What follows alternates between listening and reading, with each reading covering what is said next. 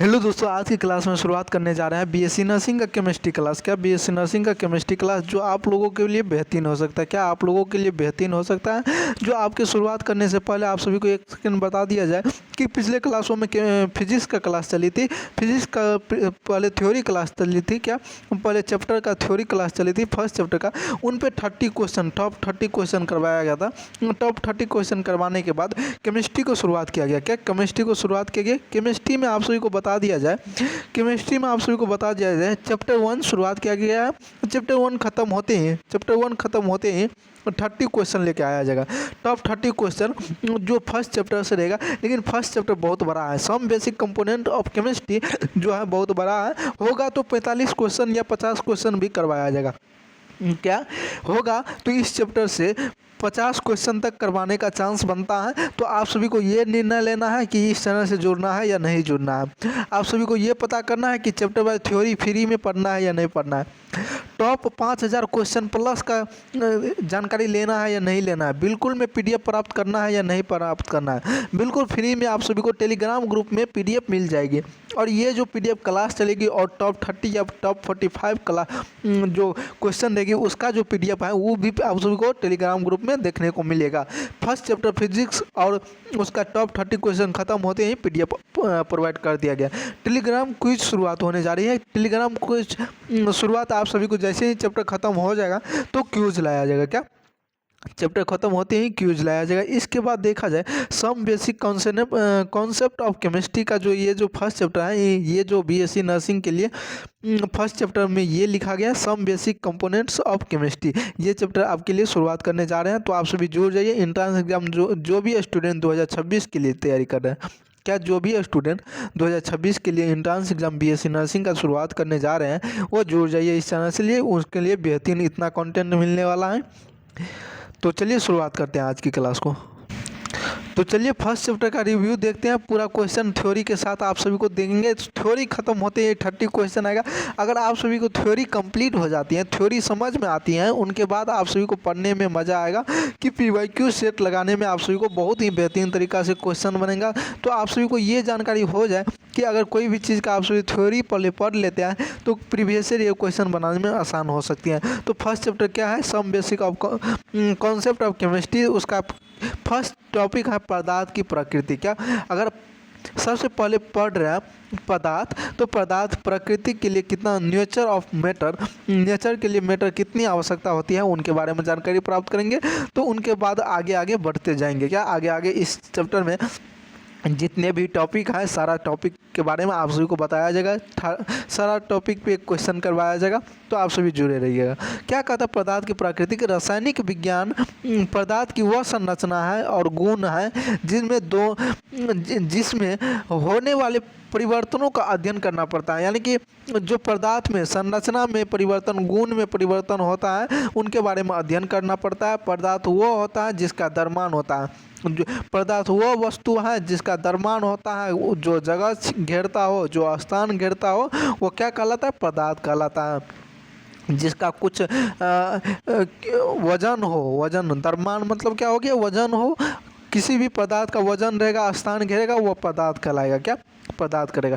अब पदार्थ के 3 अवस्था होती हैं। अलग अलग अवस्था में इसको वर्गीकृत किया गया, बांटा गया है। पदार्थ को 3 अवस्था में बांटा गया। पहला है ठोस जिसको सॉलिड बोलते हैं, दूसरा द्रव है जिसको लिक्विड बोलते हैं, तीसरा गैस है।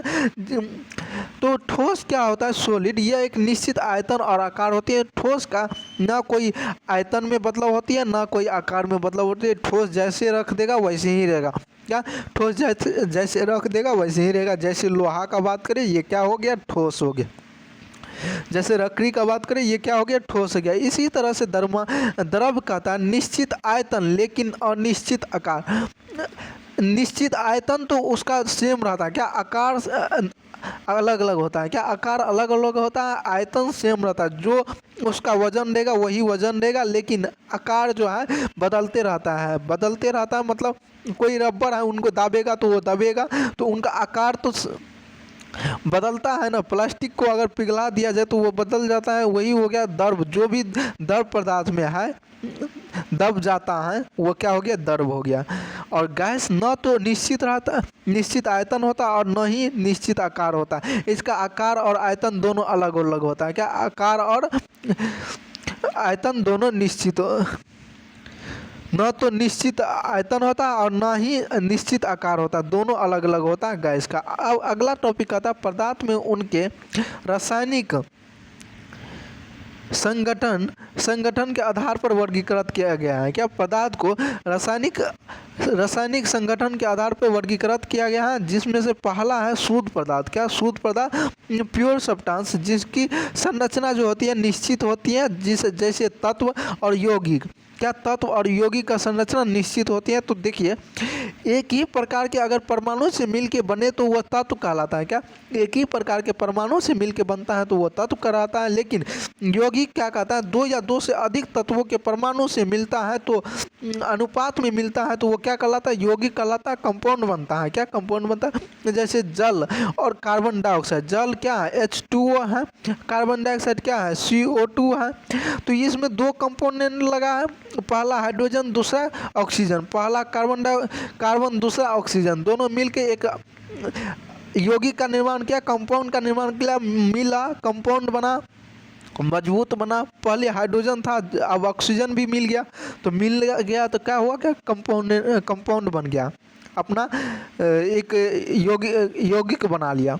और इस तरह से इसमें देखा जाए तत्व में यह एक कहता है एक ही प्रकार के परमाणु मिलता है। जैसे लोहा है तो लोहा से मिलकर लोहा ही बनेगा, और सोना है तो सोना मिलके सोना ही बनेगा। ठीक इस तरह से अगला देखा जाए मिश्रण क्या होता है। क्या मिक्सचर, जिसको मिक्सचर बोलते हैं। मिश्रण क्या होता है, दो या दो से अधिक पदार्थ किसी भी अनुपात में मिलते हैं तो वो क्या कहलाता है, मिश्रण कहलाता है। इसमें अनुपात का गणना नहीं किया गया, अनुपात अलग अलग भी रहेगा तो कोई दिक्कत नहीं है, लेकिन दो या दो से अधिक होना चाहिए तो वो क्या हो गया, मिश्रण हो गया। इसमें दो तरह से मिश्रण होता है, पहला होता है समांगी मिश्रण, दूसरा होता है विषमांगी मिश्रण। समांगी मिश्रण में क्या कहता है, होमोजीनियस मिक्सचर में इनमें कोई भी घटक एक समान रूप से मिश्रित होती है। इनमें घटक जो होती है एक समान रूप से मिश्रित होती है। जैसे नमक का जलीय विलयन, नमक अगर जल में नमक घोलते हैं तो उस अनुपात में देना पड़ेगा जिसमें कि अगर उस नमक पानी पीते हैं तो ना ही कुछ ज़्यादा नमकीन लगे, अच्छा रहे, जिनके लिए शरीर का भी फायदा हो सके, तो उनका कहता है एक लेवल रहता है। उस तरह से समांगी होता है कि क्या समांगी मतलब हो गया एक मिलाना। क्या समांगी मतलब हो गया एक लेवल पे मिलाना, समान रूप में मिलाना। विषमांगी मतलब एक सेकेंड, हेट्रोजीनियस मिक्सचर, इनमें घटक जो होती है एक समान रूप से निश्चित नहीं होती है। एक समान रूप से क्या निश्चित नहीं होती है। जैसे रेत और नमक का मिश्रण, अगर रेत में और नमक में अगर मिलाते हैं तो कोई मिक्सचर नहीं लगेगा। काहे कि रेत जो है ये भी थोड़ा थोड़ा नमक के जैसे टुकड़े टुकड़े में बटा हुआ रहता है और नमक एक टुकड़े टुकड़े में रहता है। दोनों को अगर मिलाएंगे तो नहीं मिलेगा, कभी नहीं मिलेगा। पानी नहीं है सो मिल जाएगा, रेत है, दोनों एक ही प्रकार का है, ये आपस में नहीं मिल सकता। यही क्या हो गया, विषमांगी मिश्रण। क्या हो गया, विषमांगी मिश्रित एक समान का रूप नहीं मिल सकता। क्या एक समान रूप वाले नहीं मिल सकता, वो विषमांगी हो जाएगा। इस तरह से रासायनिक संयोजन के नियम होते हैं। Law of chemical combination. क्या लॉ ऑफ केमिकल कम्बिनेशन, ये क्या होता है रासायनिक संयोजन, इनके बारे में चलिए देखते हैं। ये एक नियम बनाते हैं जो रासायनिक अभिक्रिया को पदार्थ जैसे आपस में अभिक्रिया करते हैं। क्या पदार्थ जो है आपस में अभिक्रिया करते हैं, ये एक रासायनिक संयोजन कहलाता है। अब देखो इसमें अलग अलग नियम होता है। क्या अलग अलग नियम होता है, ये नियम आप सभी को एंट्रेंस एग्जाम में पूछेगा। क्या रासायनिक संयोजन का जो नियम होता है, लॉ ऑफ केमिकल कम्बिनेशन, ये एंट्रेंस एग्जाम में पूछा जाता है। तो ये जो है आप सभी को इस पे क्वेश्चन भी करवाया जाएगा और उस क्वेश्चन से रिलेटेड आप सभी को PYQ में देखने को भी मिलेगा, प्रीवियस ईयर क्वेश्चन में देखने को भी मिलेगा। तो पहला है द्रव्यमान संरक्षण का नियम, law of conservation of mass, किसी भी रासायनिक अभिक्रिया न तो द्रव्यमान का निर्माण करता है और ना ही विनाश करता है। इसमें ऑब्जेक्टिव आप सभी को आने को देखने को मिलेगा। ऑब्जेक्टिव क्लास टॉप 50 क्वेश्चन इस चैप्टर से रहेगा या 45 रहेगा। वैसे तो 30 लेके चले हैं, ये चैप्टर बड़ा है। क्या ये चैप्टर बड़ा है? तो इतना तक पहुंच सकता है। तो आप सभी जुड़े रहिएगा, तो आप सभी को आनंद मिलने वाली है इस फ्री लाइव क्लास की। तो द्रव्यमान जो संरक्षण का नियम होता है, ये कहता है न तो द्रव्यमान का निर्माण कर सकता है और ना ही विनाश कर सकता है। स्थिर अनुपात का नियम कहता है लॉ ऑफ, एक second, law of definite proportion. एक दिए गए यौगिक में तत्वों के अनुपात हमेशा द्रव्यमान के अनुसार समान रहते हैं। तत्वों के जो द्रव्यमान जो होती है ये अनुसार समान रहते हैं, द्रव्यमान के अनुसार जो है समान रहते हैं तत्वों का अनुपात।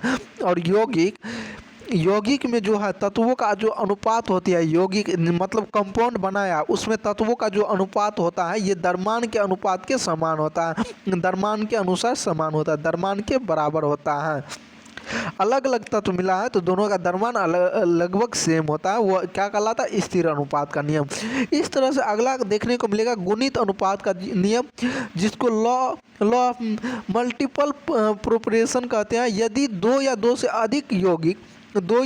अधिक यौगिक यदि दो तत्व एक से अधिक यौगिक बनाते हैं, दो तत्व मिल करके एक से अधिक यौगिक बनाएंगे और संयुक्त होते हैं, तो वह तत्व द्रव्यमान दूसरे तत्व के निश्चित द्रव्यमान के साथ संयुक्त होकर के, यानी कि पहले तत्व के द्रव्यमान से दूसरे तत्व के निश्चित द्रव्यमान के साथ संयुक्त करके, मतलब मिल करके एक सरल संपूर्ण संख्या का अनुपात बनाता है। सरल संपूर्ण पूर्ण संख्या का अनुपात बनाता है। क्या पूर्ण संख्या का अनुपात बनाएगा? वो क्या कहलाएगा? गुणित अनुपात का नियम। गुणित अनुपात, स्थिर अनुपात, इस सारे पे ऑब्जेक्टिव आप सभी को देखने को मिलेगा।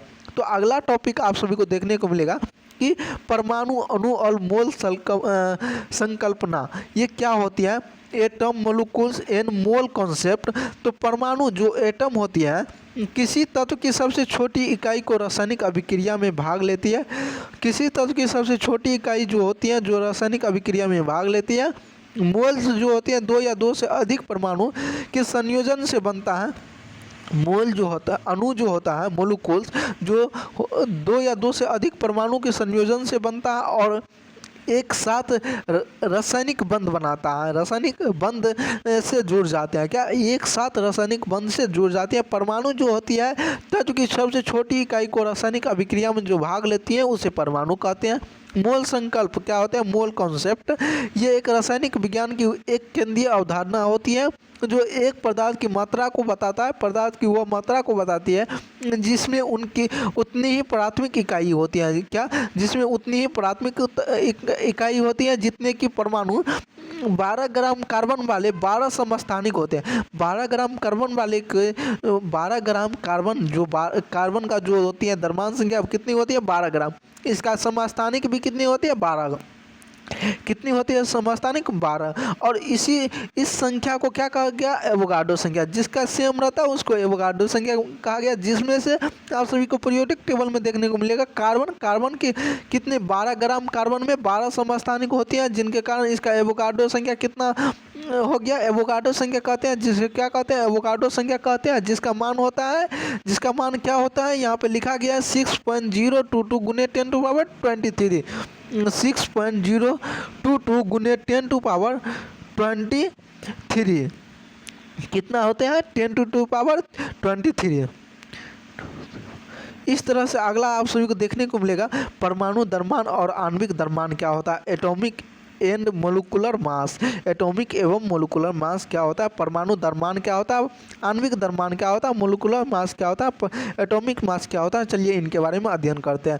ये किसी तत्व के एक परमाणु का औसत द्रव्यमान होता है। किसी भी तत्व के जो परमाणु संख्या होती है उसके औसत द्रव्यमान के बराबर होती है। क्या? औसत द्रव्यमान के बराबर होती है, जिनकी तुलना जो होती है कार्बन से की जा सकती है। जिनकी तुलना किससे की जा सकती है? कार्बन के से की जा सकती है। कार्बन की परमाणु द्रव्यमान जो होती है कितना होती है, 1/12 भाग के बराबर होती है। 1/12 भाग से की जाती है। क्या 1/12 भाग से की जाती है। इसी तरह से देखने को मिलेगा आणविक द्रव्यमान मोलिकुलर मास, यह एक अणु में उपस्थित सभी परमाणु के परमाणु द्रव्यमानों का योग होता है। क्या अणु में उपस्थित जितने भी परमाणु होते हैं तो उनके परमाणु द्रव्यमान के योग के बराबर होते हैं। क्या परमाणु द्रव्यमान जो होते हैं उनके योग के क्या होते हैं, बराबर होते हैं। क्या होते हैं, बराबर होते हैं। इस तरह से अगला देखने को मिलेगा स्टाइकियोमेट्री, क्या स्टोइकियोमेट्री देखने को मिलेगा। क्या स्टोइकियोमेट्री। तो चलिए, ये एक रासायनिक अभिक्रिया है।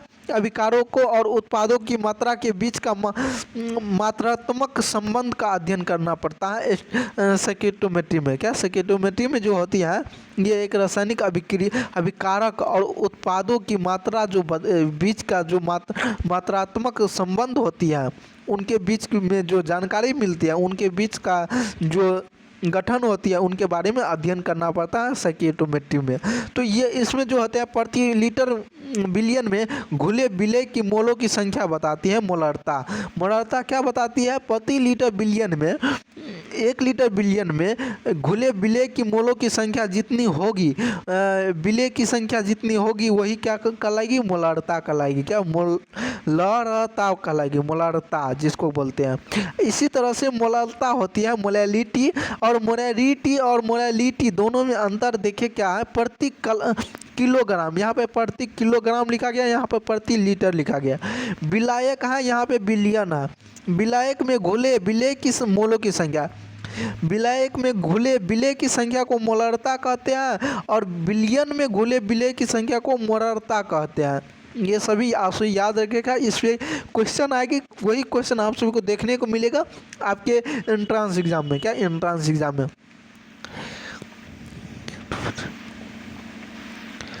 अब देखिए इसमें क्या कहता है, परमाणु की संरचना, स्ट्रक्चर ऑफ एटम। क्या स्ट्रक्चर ऑफ एटम, ये एक रसायन विज्ञान की वो बहुत ही महत्वपूर्ण हिस्सा है जो बताता है कि परमाणु कैसे बनते हैं। परमाणु संरचना जो होता है, स्ट्रक्चर ऑफ एटम, ये बताता है परमाणु कैसे बनते हैं, उनके बारे में बताता है। इनका कुछ सिद्धांत आया है। क्या इसका कुछ सिद्धांत आया, पहला डाल्टन का सिद्धांत आया। इस तरह से डाल्टन ने जिस के बारे में जानकारी दिया, जिसके अनुसार से वो पीरियोडिक टेबल बनाने का कोशिश किया, वह उनके बारे में दर्शाया गया है। इनके बाद आप सभी को देखने को मिलेगा परमाणु मॉडल, एटॉमिक थॉम्सन का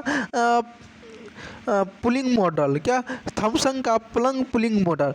थॉम्सन ने प्लंग पुलिंग मॉडल दिया था, जो पंपकिन में देखने को मिलेगा कि एक बीज रहता है, उनके अनुसार ये देने का कोशिश किया थॉम्सन ने। इस तरह से अगला आया था आवर्त सारणी का जो गुणधर्म होती है, जो परमाणु संख्या पे, परमाणु की त्रिज्या पे पीरियोडिक टेबल बनाने का कोशिश किया गया, और आधुनिक आवर्त सारणी जिसको कहते हैं, जो मोसले ने दिया था। क्या मोसले ने दिया था, हेनरी मोसले ने दिया था।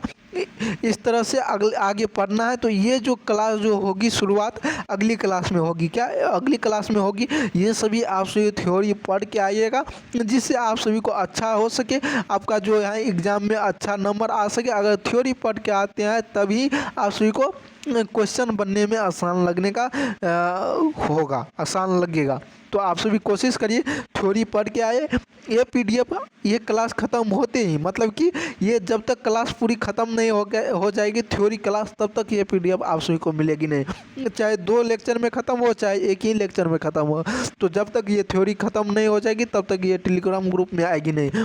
लेकिन बात करें फर्स्ट चैप्टर जो फिजिक्स का ख़त्म हुई है, उनका टेलीग्राम ग्रुप में प्रोवाइड कर दिया गया है। तो आप सभी अभी तक नहीं जुड़े हैं तो जुड़ जाइए। तो चलिए आज की क्लास को यहीं तक इन करते हैं। इस क्लास ख़त्म होते ही ऑब्जेक्टिव क्लास आएगी। क्या ये जो क्लास ख़त्म होते ही ऑब्जेक्टिव क्लास आएगी। तो आप सभी जुड़े रहिएगा इस चैनल के माध्यम से। जय हिंद।